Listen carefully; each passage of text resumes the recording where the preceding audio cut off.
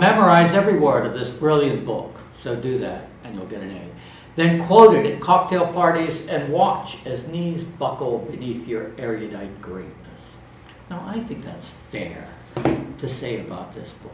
That when you read this book, what you're going to do is you're going to open a little door, and then you can go down a rabbit hole. And in that rabbit hole, you're going to find all kinds of categories. Oddballs, one-offs, one book wonders. You're going to find great editors. You're going to find kind of weirdos. And you're going to find the great material for books, where it came from, how it got conceived, how it got built, and all of the odds and ends, nuts and bolts that go with it. And that's what I love about this book, is that it really gives you an inside picture of who is behind the book.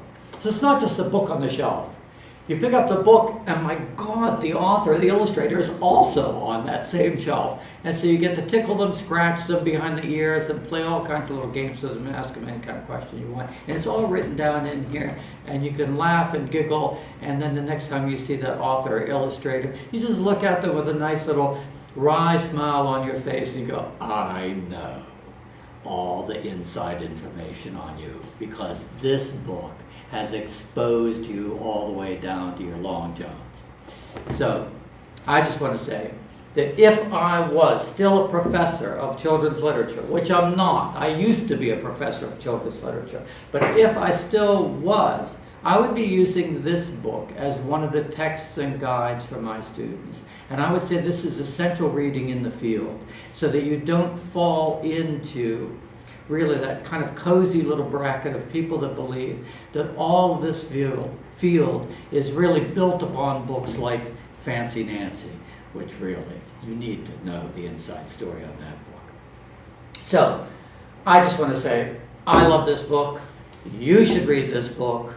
You should quote this book.